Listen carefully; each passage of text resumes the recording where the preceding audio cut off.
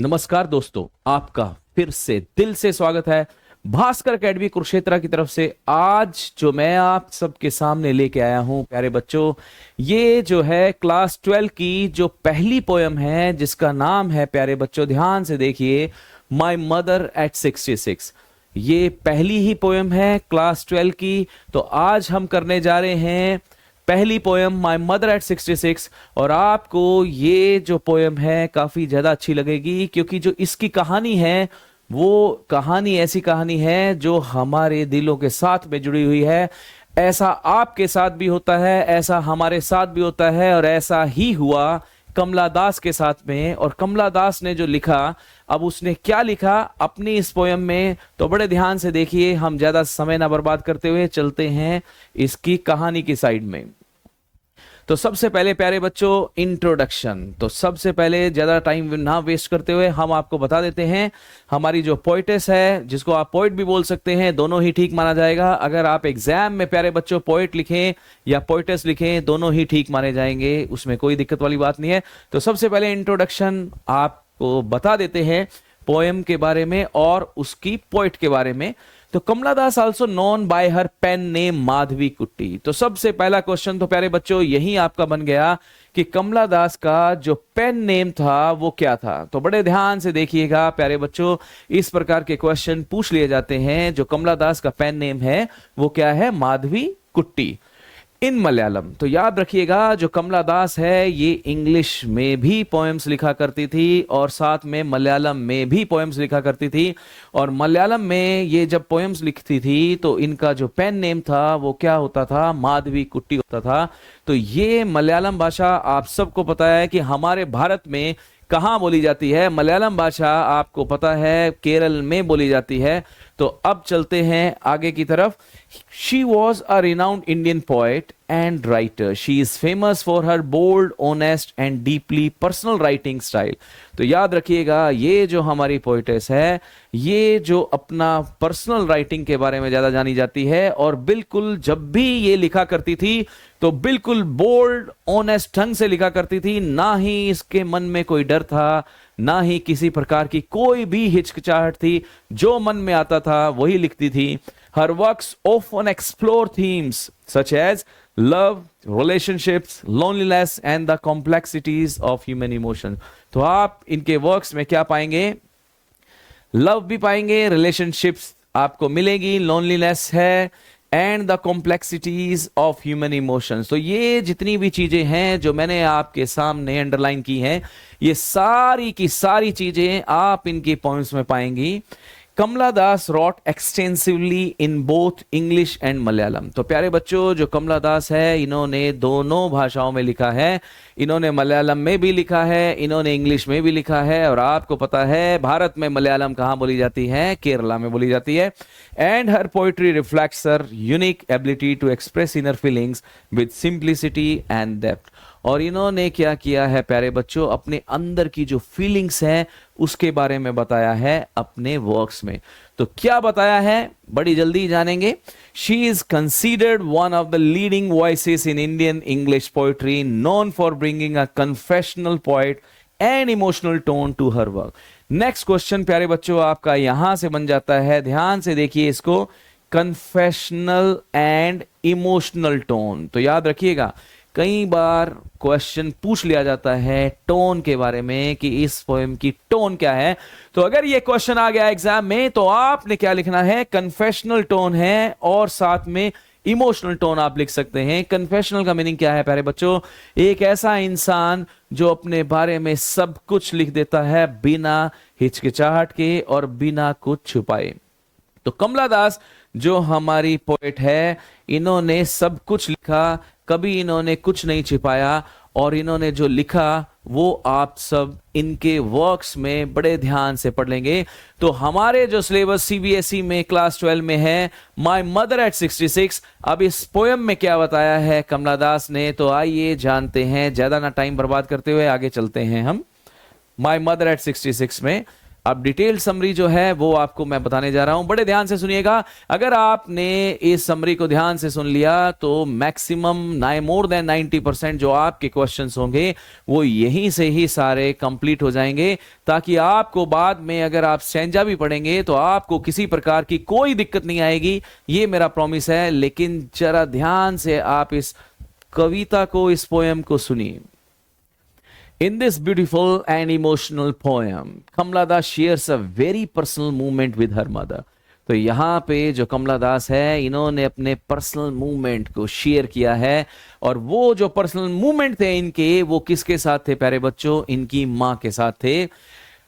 The poem begins when the poet is driving from her parents' home. तो यहां पर जो क्वेश्चन पूछ लिया जाता है, वो क्वेश्चन क्या पूछ लिया जाता है कि जो कमला दास है वो जो ड्राइव कर रही थी वो कहां जा रही थी ड्राइविंग करते हुए?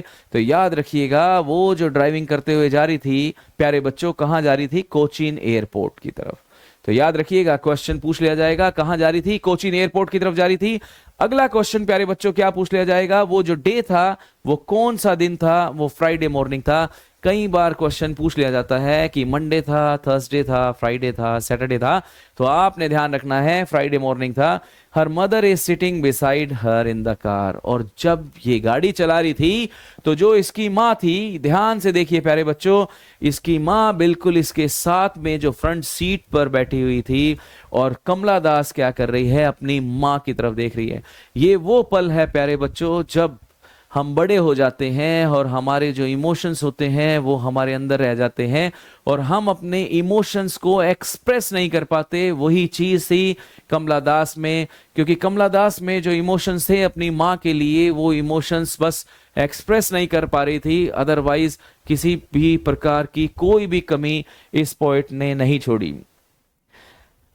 आगे देखिए, आगे क्या होता है? As the car moves along the road, जैसे जैसे गाड़ी आगे की तरफ बढ़ती है, the poet looks at her mother and notices that she is dozing. तो याद रखिएगा, ये लाइन भी बहुत इंपॉर्टेंट है।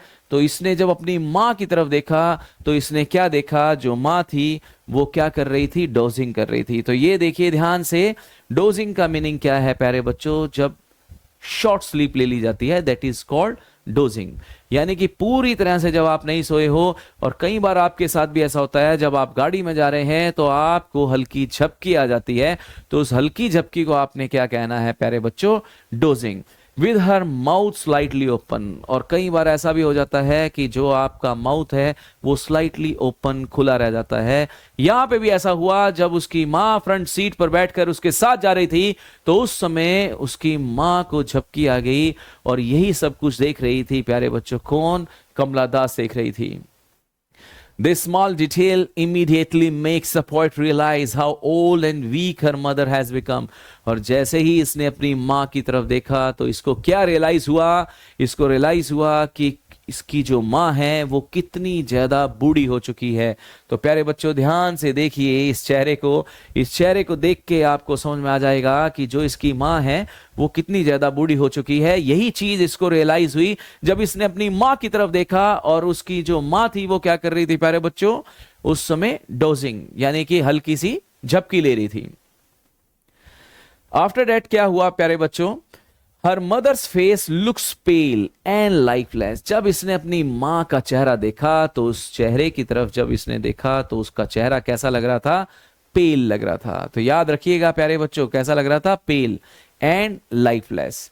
तो हमारे साथ भी ऐसा होता है, हमारे माँ बाप के साथ भी ऐसा होता है, जब उनकी उम्र ज़्यादा हो जाती है। जैसे कि यहाँ पर जो पोएट की मम्मा है, इनकी जो एज है वो कितनी हो चुकी है प्यारे बच्चों? 66 हो चुकी है। उस समय जब इसने अपनी माँ का फेस देखा तो बिल्कुल येलोइश कलर का था, पीले रंग का था, और ऐसा लगा कि जैसे कि लाइफलेस हो। तो अक्सर आपको देखने को मिल जाता है। क्यों? क्योंकि जब हम बुजुर्ग हो जाते हैं तो हमारे अंदर भी क्या हो जाता है? ब्लड की कमी हो जाती है, और उस समय जो हमारा चेहरा होता है प्यारे बच्चों वो पीला पड़ जाता है। क्यों? क्योंकि जो एनर्जी आपके अंदर जब आप यंग हैं तो उस समय आप एक्टिव होते हैं, और वो एनर्जी आपके अंदर उस समय नहीं होगी। जब आपकी एज कितनी हो जाएगी? 66 हो जाएगी। तो वही चीज पोएट को यहां पर नजर आई। जब उसने अपनी मां का चेहरा देखा प्यारे बच्चों, तब उसको एहसास हुआ like the face of a dead person, और उसने अपनी माँ का जो फेस था प्यारे बच्चों किसके साथ कंपेयर किया? डेड पर्सन के साथ कंपेयर किया। अब सीबीएसई में ये क्वेश्चन भी पूछ लिया जाता है, यहां पर डेड पर्सन के लिए जो सीबीएसई में वर्ड यूज किया जाता है प्यारे बच्चों, कोप्स का यूज किया जाता है। तो याद रखिएगा, सीबीएसई में जो वर्ड यूज किया जाएगा वो कोप्स किया जाएगा। कोप्स का मीनिंग क्या है प्यारे बच्चों? Dead body. तो यहां पर उसने अपनी मां का जो चेहरा था वो कंपेयर किया, किसके साथ कंपेयर किया प्यारे बच्चों? डेड बॉडी के साथ कंपेयर किया। This comparison shows the point sudden awareness of her mother's old age and the possibility that she may not live forever.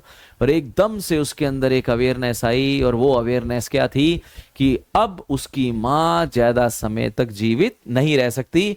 अक्सर ऐसा ही होता है, जब हमारे माँ बाप बूढ़े हो जाते हैं तो हमें भी उस चीज का ख्याल आता है कि ऐसा कौन सा दिन होगा जब उसकी माँ उसको छोड़ कर ना चली जाए, या हमारी माँ हमें छोड़ कर ना चली जाए, क्योंकि वो जो दिन होगा वो बहुत पेनफुल वाला दिन होगा जो हम सहन नहीं कर पाते। वही ख्याल कमला दास को आया अपनी माँ को देखकर।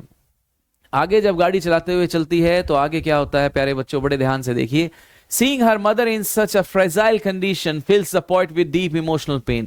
जैसे ही उसने देखा अपनी माँ की कैसी कंडीशन देखी, फ्रेजाइल कंडीशन देखी, यानी कि जो माँ थी बिल्कुल वीक हो चुकी थी, बिल्कुल ऐसे हो चुकी थी कि जैसे कभी भी पेड़ के ऊपर जो पत्ते होते हैं वो झड़ जाते हैं, बिल्कुल वही एहसास हुआ कि कहीं ऐसा ना हो कि मेरी माँ भी इस दुनिया से कभी भी चली जाए।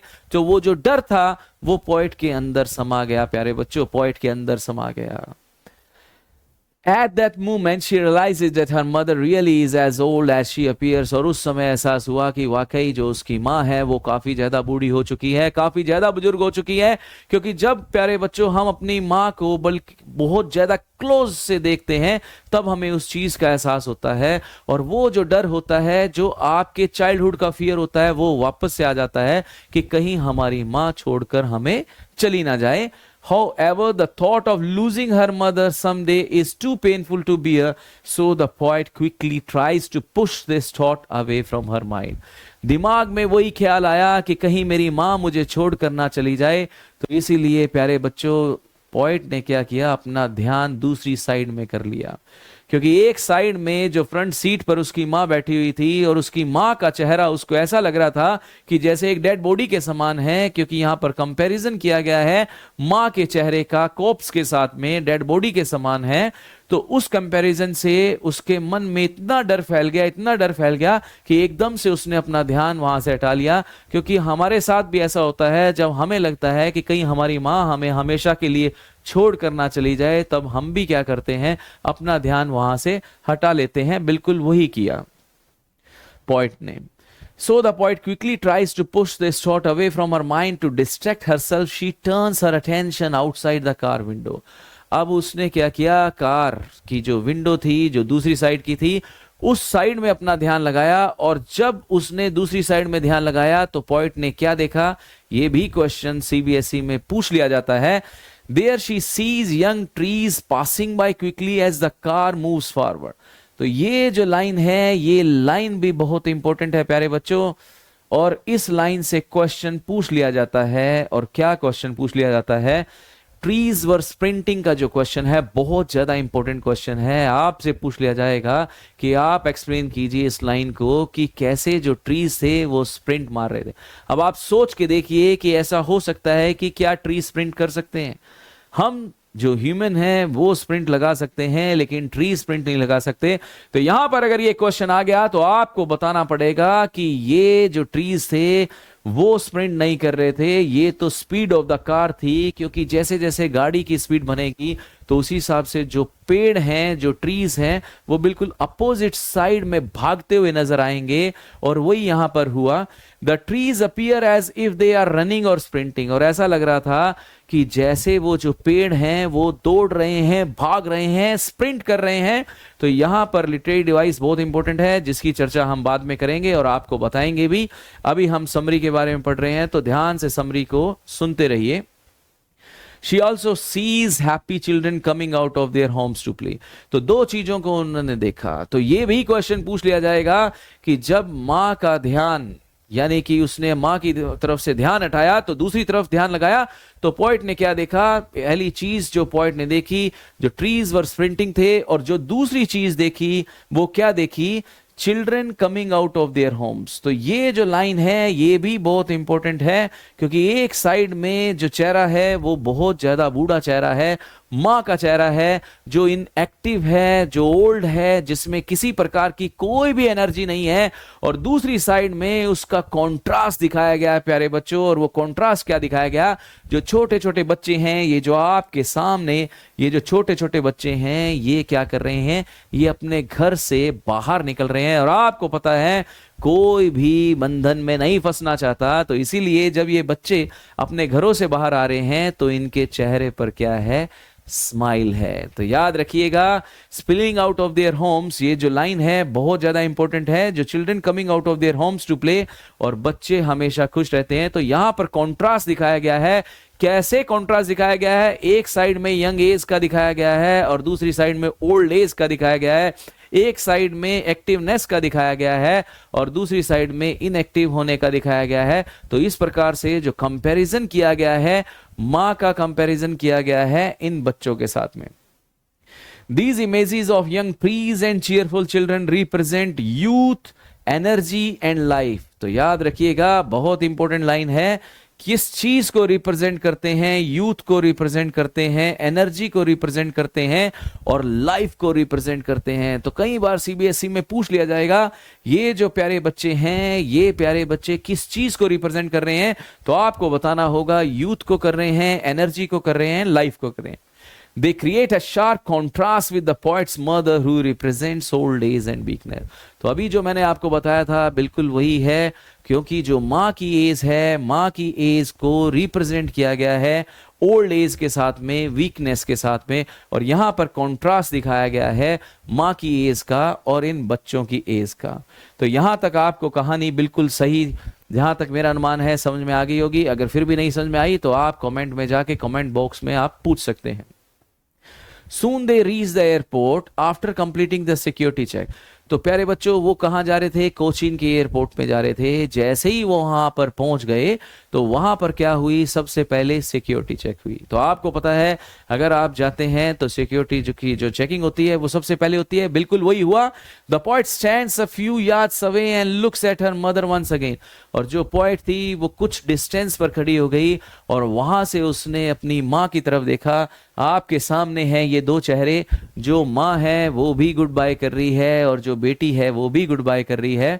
और जैसे ही उसने अपनी माँ के फेस की तरफ देखा तो उसने क्या देखा? जो माँ का फेस था वो कैसा लग रहा था प्यारे बच्चों? Pale and weak. याद रखिएगा, just like a late winter moon. तो यहां पर जो क्वेश्चन पूछ लिया जाता है वो क्वेश्चन क्या पूछ लिया जाता है? यहां पर जो माँ का फेस है उसका कंपैरिजन किया गया है, कंपेयर किया गया, उसे किसके साथ कंपेयर किया गया है? Late winter moon. अगर आपने सर्दियों का चांद देखा हो प्यारे बच्चों, तो ये देखिए ध्यान से और ये देखिए माँ का चेहरा। तो सर्दियों का चांद और माँ का चेहरा बिल्कुल कंपेयर किया गया है। जैसे सर्दियों का चांद, जो विंटर का जो मून होता है, वो कभी भी बुझ सकता है। कभी भी बुझने का मतलब है वो कभी भी डिसअपियर हो सकता है। वैसे ही जो ये माँ है, माँ का चेहरा दिखाया गया है, और यहां पर डिसअपियर होने का मतलब है क्या? आपको पता ही है, दुनिया छोड़कर चले जाना। तो याद रखिएगा, माँ का जो चेहरा है लेट विंटर मून के साथ में कंपेयर किया गया है, क्योंकि विंटर मून का कोई भरोसा नहीं कब छोड़कर चला जाए। बिल्कुल उसी तरह माँ का भरोसा नहीं, जब माँ की एज बहुत ज्यादा हो जाती है तो हमारी माँ हमें कब छोड़कर चली जाए, हमें उस चीज का अंदाजा नहीं होता। A winter moon is usually dull and faint and this image beautifully reflects the fading strength of the poet's mother। वही चीज, जैसे विंटर मून है, बिल्कुल कैसा है? फेडेड है, डल है, कभी भी जा सकता है। वैसे ही जब हमारी माँ बुजुर्ग हो जाती हैं, बूढ़ी हो जाती हैं, वो हमें कभी भी छोड़कर जा सकती हैं। यहाँ पर आपको पता है प्यारे बच्चों, सबके पास जो माँ है बहुत ज़्यादा इंपॉर्टेंट है, क्योंकि बिना माँ के तो कोई घर चलता ही नहीं है। अगर आपको नहीं इंपॉर्टेंस पता अपनी माँ की, उन लोगों से पूछिए जिनके पास माँ नहीं है। प्यारे बच्चों, एक और बात आपको बता देते हैं, क्योंकि जितनी भी आपकी विश फुलफिल होती हैं वो आपकी माँ के द्वारा होती हैं। ऐसा कोई दिन नहीं गया होगा जिस दिन माँ ने आपकी विश फुलफिल ना की हो। लेकिन हमारी भी क्या ड्यूटी है, जब हमारी माँ बुजुर्ग हो जाए तो हमें भी अपनी माँ को बिल्कुल उसी हिसाब से ही केयर करना होता है जिस हिसाब से हमारी माँ ने हमारी केयर की। कब? हमारे चाइल्डहुड में, हमारे बचपन में। याद कीजिए उस बचपन को जब रात को आप जागते थे और उस समय आप कोई भी चीज अपनी माँ से मांगते थे, आपकी माँ आपकी विश को फुलफिल किया करती थी। ये वही माँ है जिन्होंने हमेशा आपका साथ दिया, ये वही माँ है हमेशा रात को जाग जाग कर आपकी सेवा की है। अगर आपके एग्जाम भी होंगे तब भी माँ ने आपको रात को कॉफी या चाय बना के दी होगी, केवल इसीलिए कि जो मेरा बेटा है या मेरी बेटी है वो पढ़कर बहुत एक अच्छा सक्सेसफुल पर्सन बन सके। यही माँ है जिसने अपने हर चीज को समेट के रख लिया केवल आपकी विश को फुलफिल करने के लिए। तो हमें अपनी माँ का उपकार कभी भी भूलना नहीं चाहिए। ये जो ओल्ड एज होम्स बनाए गए हैं प्यारे बच्चों, याद रखिएगा, ये ओल्ड एज होम्स का जो कंसेप्ट है ये फॉरेन का कंसेप्ट है, ये हमारा कंसेप्ट नहीं है। लेकिन आज के टाइम में क्या हो चुका है, ये ओल्ड एज होम का कंसेप्ट यहाँ पे भी आ चुका है। और हम क्या करते हैं, जब हम बड़े हो जाते हैं तो अपनी माँ को और अपने पिता को ओल्ड एज होम्स में छोड़कर आ जाते हैं। लेकिन मत भूलिएगा, आज जो गलती आप कर रहे हैं वो गलती आपके साथ भी होगी और आपका बेटा या बेटी भी आपके साथ वही कर सकता है।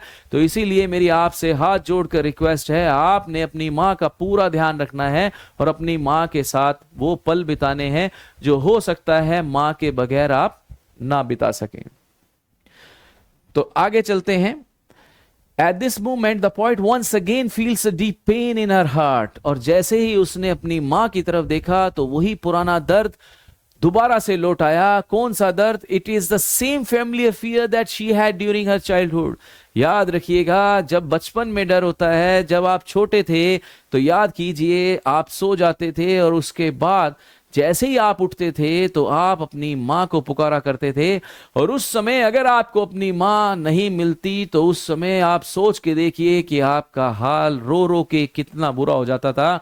वो जो डर था, वो पेन था, वो टेम्परेरी था प्यारे बच्चों, क्योंकि उस समय हमें ये पता हो जाता था और हमारे पिताजी या कोई भी था वो हमें बता देते थे कि आपकी माँ मार्केट में गई है और अभी आने वाली है। वो जो दर्द था, वो जो पेन था, वो टेम्परेरी था। लेकिन आज का जो दर्द है वो टेम्परेरी नहीं प्यारे बच्चों, परमानेंट है। क्योंकि ये जो ईजिंग का प्रोसेस है ये बहुत माड़ा प्रोसेस है। क्यों? क्योंकि ये नेचुरल प्रोसेस है बेटा। एक बार जब एज ज्यादा हो गई तो उसके बाद यहां से जाना ही है, बेशक वो कोई भी इंसान हो, सबको ही जाना पड़ेगा। इस चीज को हमें समझना है और हमें अपने आप को कंट्रोल करना है। It is the same familiar fear that she had during her childhood, the fear of losing her mother. Even as a child, the thought of being separated from her mother used to make her anxious, and now the same fear returns. वही जो बच्चे का डर था। लेकिन प्यारे बच्चों, मैंने आपको क्या बोला, उस समय का जो दर्द था, यानी उस समय का जो दर्द और जो डर था वो टेम्परेरी था। लेकिन आज का जो दर्द और जो डर है वो परमानेंट है। कहीं मेरी माँ मुझे परमानेंट छोड़कर ना चली जाए। तो ये सारी चीजें किसने एक्सप्रेस की, किसने दिखाई? कमला दास ने दिखाई, अपनी इस पोयम में दिखाई, माय मदर एट 66 में दिखाई। However, instead of expressing her sadness, the poet controls her emotions. She does not want her mother to feel worried or upset. अब वो बेचारी क्या करती, जो पोइटेस है वो क्या करती, वो कुछ दूरी पर खड़ी हो गई, उसकी आंखों में आंसू थे, लेकिन वो आंसू उसने अपनी माँ को नहीं दिखाए, क्योंकि उसे पता था अगर मैंने ये आंसू अपनी माँ को दिखा दिए तो हो सकता है मेरी माँ भी रो रो के पागल हो जाए। तो उसने अपने जो एक्सप्रेशन थे, उसने जो अपने इमोशंस थे, उसको काफी ज्यादा कंट्रोल करके रखा। और उसको ये एहसास हो गया, ऐसा नहीं कि जब हम बड़े हो जाते हैं तो हमारे अंदर इमोशंस नहीं होते, हमारे अंदर इमोशंस होते हैं, लेकिन हम उस इमोशंस को दिखा नहीं पाते हैं। तो ऐसा ही होता है, क्योंकि कमला दास के सामने अब जो माँ है, माँ के साथ कब तक रह सकती है? एक अगर लड़की है तो वो माँ के पास कब तक रह सकती है? वो तब तक रह सकती है जब तक उस लड़की की मैरिज नहीं हो जाती। लेकिन अगर शादी हो गई तो शादी होने के बाद जो अगले घर में जाना है, वहां पर रिस्पॉन्सिबिलिटीज, वहां पर जिम्मेदारियां इतनी ज्यादा हो जाती हैं, इतनी ज्यादा हो जाती हैं। वही माँ जो बचपन में उसको गले लगाती थी, आज वही माँ उससे दूर हो रही है, क्योंकि उसे पता है कि मैंने दूसरे घर की जो जिम्मेदारियां हैं वो संभालनी है। इसका मतलब ये नहीं कि उसके अंदर इमोशंस नहीं है, उसके अंदर इमोशंस हैं प्यारे बच्चों, इमोशंस हैं, लेकिन वो उस इमोशंस को एक्सप्रेस नहीं कर पा रही, वो उस इमोशंस को नहीं दिखा पा रही, वो रो के नहीं दिखा पा रही, क्योंकि उसे पता है कि अगर मैं रो दी तो मेरी मां का जो हाल होगा वो बहुत बुरा होगा। वही चीज कमला दास ने यहां पर दिखाई है। उसके बाद प्यारे बच्चों क्या क्या होता है? So she simply says see you soon अम्मा, और लास्ट में जो पॉइंट है केवल इतना ही कह पाती है, सी यू सून अम्मा। मन में डर है कि ये जो सी यू सून है, कहीं ये सी यू सून आए ही ना।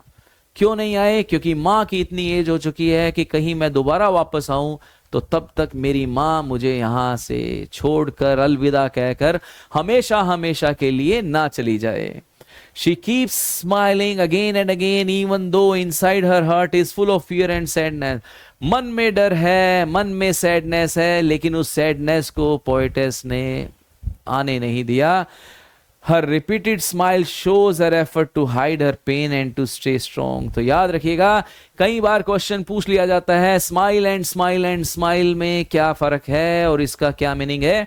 तो सबसे पहले तो रेपिटेशन है यहाँ पर, क्योंकि स्माइल एंड स्माइल का बार बार यूज किया गया है।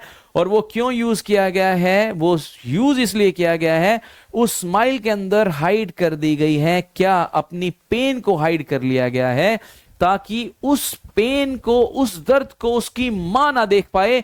क्योंकि हो सकता है कि पोएट तो अपने उस दर्द को सहन कर सकती है, लेकिन मां इस उम्र में उस दर्द को सहन नहीं कर सकती। तो ये जो पोएम है बहुत ज्यादा इमोशनल पोएम है। कई बार क्वेश्चन टोन के ऊपर पूछ लिया जाता है, तो प्यारे बच्चों यहां पर जो क्वेश्चन है, जो टोन के ऊपर आ गया, तो आपने इमोशनल टोन बोलना है, आपने कन्फेशनल टोन बोलना है, क्योंकि यहां पर फर्स्ट पर्सन का यूज किया गया है। जैसे कि आपको पता है, टाइटल में ही बता दिया, माई मदर। माई मदर यानी कि जो माई है वो फर्स्ट पर्सन का पार्ट है, तो इसीलिए जो आई का यूज किया है, माई का यूज किया गया है। आगे देखिए, though this short but powerful poem Kamala Das beautifully captures the universal human experience of watching our parents grow old. हमारे साथ ऐसा ही होता है, हमारी आंखों के सामने जो हमारे माँ और बाप होते हैं वो धीरे धीरे बड़े होते चले जाते हैं, और लास्ट में वो इतने बूढ़े हो जाते हैं, इतने बूढ़े हो जाते हैं कि हमारे मन में वो डर बैठ जाता है कि कहीं हमारे माँ बाप हमें छोड़कर ना चले जाएं। It expresses the deep love between a mother and a daughter and the silent fear that one day we might lose the people we love the most.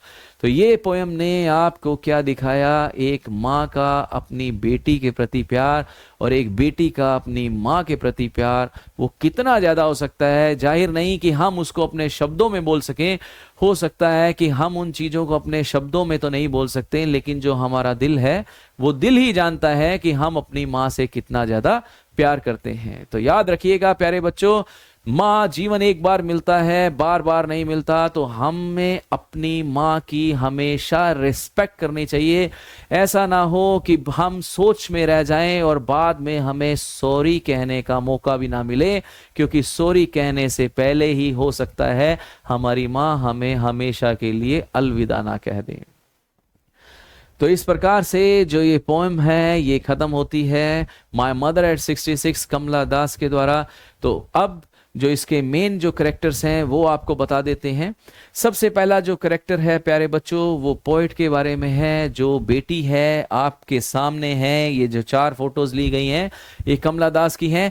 The poet herself is the main character, she is loving, caring and sensitive towards her mother. अगर character पूछ लिया जाए तो आपने बताना है कि जो पोएटेस है वो कैसी है, लविंग है, केयरिंग एंड सेंसिटिव है अपनी माँ के लिए। She feels fear and anxiety about losing her mother due to old age. मन में डर है, किस चीज का डर है? इस चीज का डर है कि कहीं माँ उसकी हमेशा हमेशा के लिए उसे छोड़कर दुनिया से अलविदा ना कह दे।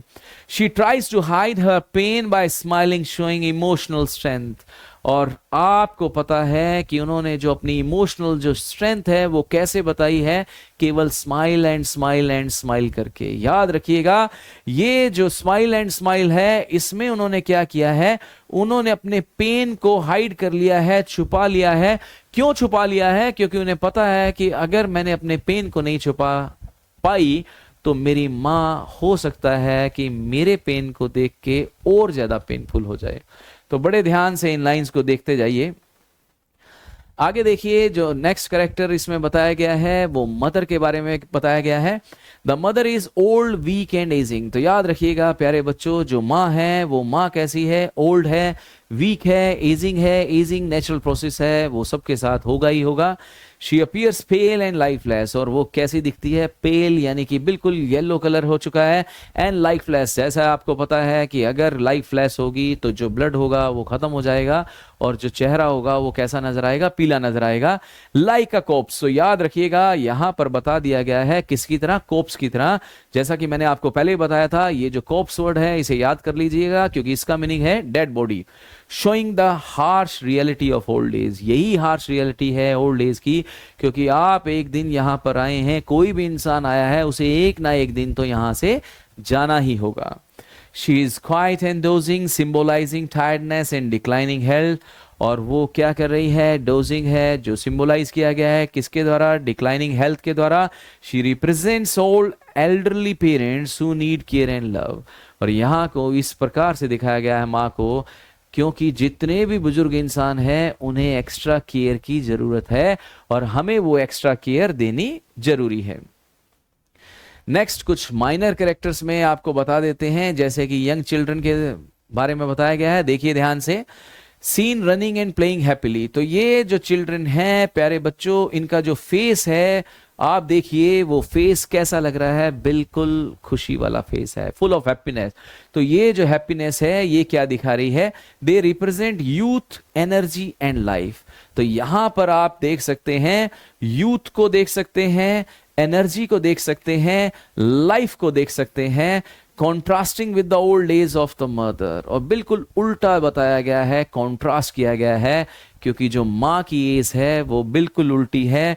ना तो उसमें यूथ बचा है, ना ही माँ में एनर्जी बची है, और ना ही माँ में लाइफ बची है। तो इसके बाद देखिए, कुछ लिटरेरी डिवाइसेस का यूज किया गया है जो बहुत ज्यादा इंपॉर्टेंट है, सीबीएसई में पूछ लिए जाते हैं। जल्दी से आप देखिए, इनको हम खत्म करते हैं। सबसे पहला लिटरेरी डिवाइस यूज किया है सिमली। तो प्यारे बच्चों, आपको पता है सिमली का यूज कहां होता है? जहां पर एज और लाइक का यूज होता है वहां सिमली का यूज होता है। डायरेक्ट कंपैरिजन यूजिंग लाइक और as, her face ashen like that of a corpse. तो याद रखिएगा, लाइक का यूज कर दिया गया और यहां पर फेस को कंपेयर कर दिया गया। किसके साथ किया गया? कोप्स के साथ किया गया। कोप्स का मीनिंग मैंने आपको बताया था क्या होता है प्यारे बच्चों? Dead body. The mother's pale lifeless face is compare to a corpse, emphasising ageing and fragility like a late winter's moon. तो यहां पे भी देखिए लाइक का यूज किया गया है। तो प्यारे बच्चों, जहां पर एज का यूज हो या लाइक का यूज हो और दो चीजों में कंपेयर कर दिया गया हो अलग अलग चीजों में, तो उसमें यूज किया जाता है सिमली। अगला देखिए, इमेजरी का यूज किया गया है, descriptive language that appeals to the senses. तो हमारी जो सेंसेस को अपील कर रही हैं वो है the poet paints visual images of. जो विजुअल इमेज है वो किसकी है? Mother's pale face.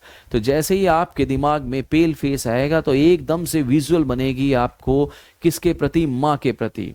Young tree sprinting, और एकदम से यंग ट्रीज स्प्रिंटिंग, एकदम से इमेज बनती है भागते हुए। कैसे? पेड़ भागते हुए। तो याद रखिएगा, पेड़ नहीं भाग रहे हैं, यहां पर कार की जो स्पीड है वो है, यानी कार भाग रही है, तो जिसकी वजह से आपको लग रहा है पेड़ भाग रहे हैं। Children spilling out of their homes, these contrasting images highlight youth versus old age। तो ये बहुत इंपॉर्टेंट है। चिल्ड्रन का मैंने आपको पहले ही बताया, बहुत इंपॉर्टेंट लाइन है, spilling out of their Holmes. तो यहां पर क्या किया गया है? यहां पर भी कंपेयर कर दिया गया है, जिसमें आप मेटाफर का भी यूज कर सकते हैं। क्यों? क्योंकि यूथ को किसके साथ कंपेयर किया गया है? ओल्ड एज के साथ में कंपेयर किया गया है। यानी कि जो बच्चे हैं, बच्चों का कंपेरिजन कर दिया गया है। किसके साथ किया गया है? मदर के साथ में किया गया है। नेक्स्ट प्यारे बच्चों क्या है? सिंबोलिज्म। सिंबोलिज्म में क्या है? ऑब्जेक्ट्स और इमेजेस रिप्रेजेंटिंग डीपर मीनिंग्स। तो क्या क्या है?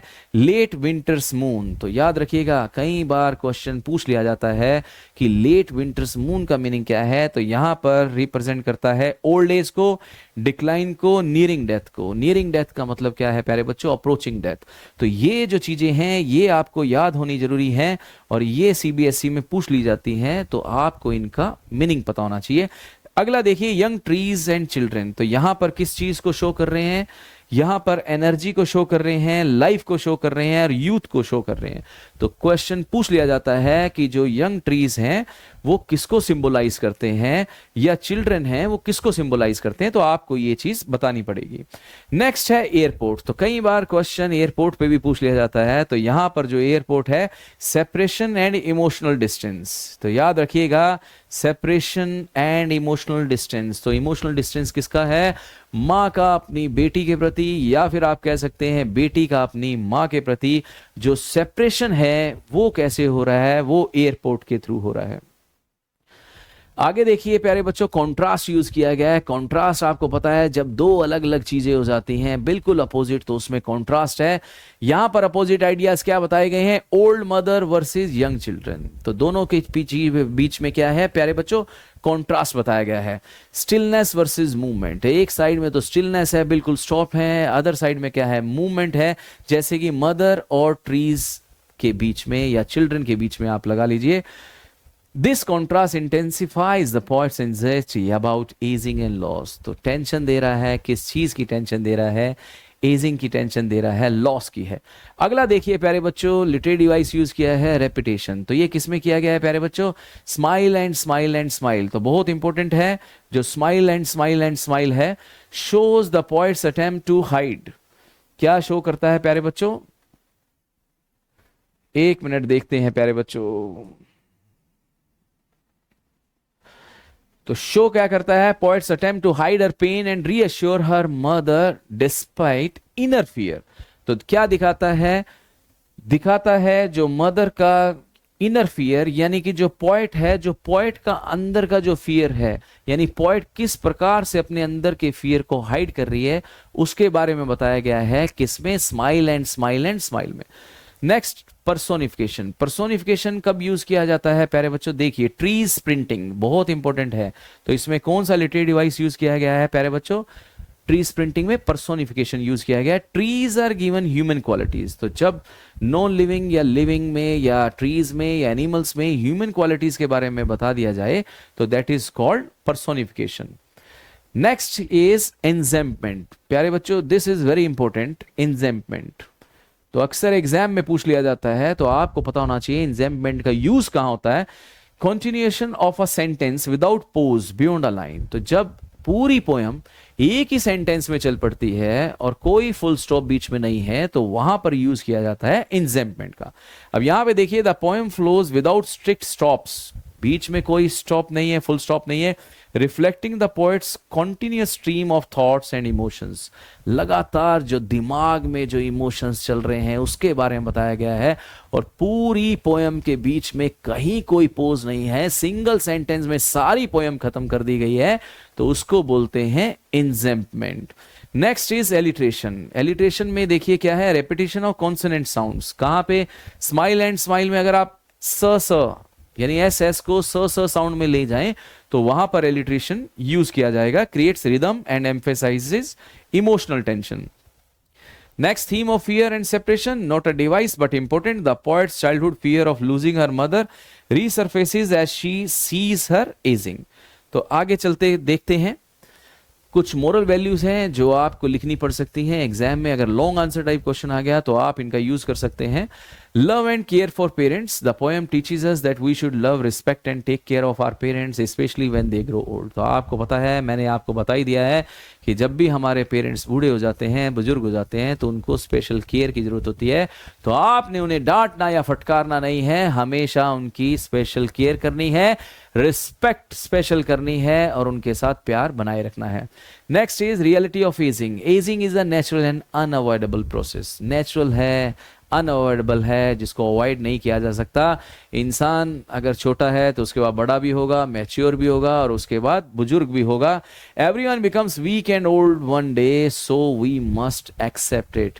एक ना एक दिन तो सबको बूढ़ा होना है, तो इस चीज को आपको एक्सेप्ट करना ही होगा।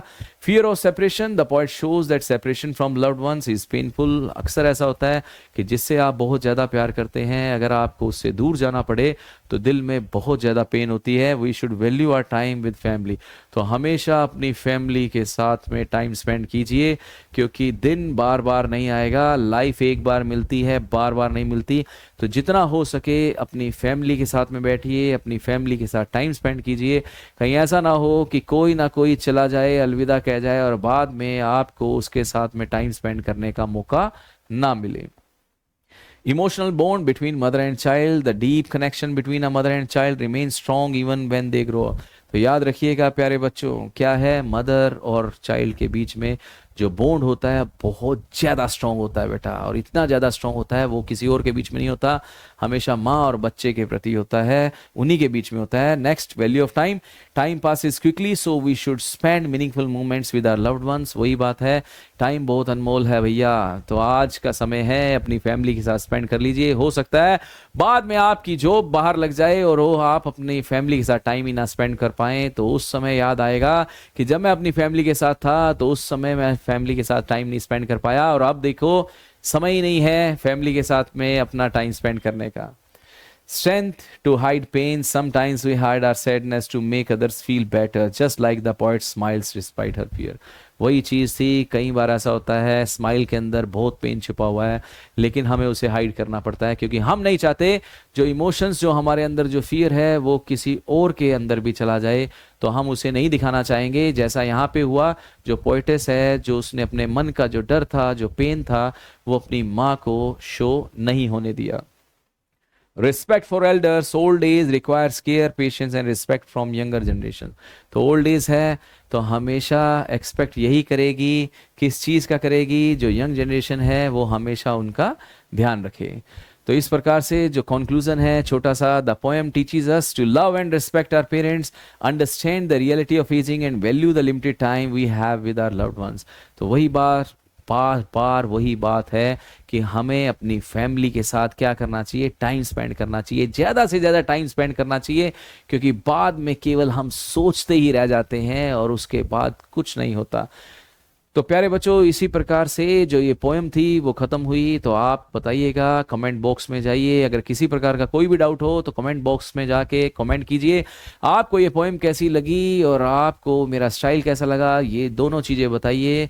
कई बार ऐसा हो जाता है कि हमारे मन में डाउट हो जाता है, लेकिन अब क्या करें बेटा, जो डाउट है उसको क्लियर करना जरूरी है। और पढ़ाना भी वही बात है बेटा, कैमरे के आगे अगर पढ़ाना है तो वो भी बहुत बड़ा चैलेंजिंग टास्क है हमारे लिए, क्योंकि सीन में बीच में कोई कट नहीं है। वो आप देख ही सकते हैं कि पूरी की पूरी जो कहानी है, पूरी की पूरी जो पोएम है या कोई भी मेरी स्टोरी है, वो लगातार चलती है और बिना किसी कट के चलती है। हाँ, एक आधी बार अगर कोई एक आधा कट आ गया तो उस चीज़ को ध्यान रखिएगा, वो कट केवल तब आता है जब माइक के अंदर जो सेल हैं वो खत्म हो जाते हैं और बाद में बीच में पता ही नहीं लगता और फिर वहां पे कट लगाना पड़ गया तो पड़ गया, अदरवाइज कोई कट नहीं होगा, कोई ब्रेक नहीं होगा, बिल्कुल सीधा चलते रहेंगे। तो आपको स्टोरी कैसी लगी तो जरूर बताइएगा, आपको ये पोएम कैसी लगी जरूर बताइएगा, और आपको और भी कोई डाउट हो तो कमेंट बॉक्स में जाके कमेंट करके पूछ लीजिए। Thank you very much and have a nice day.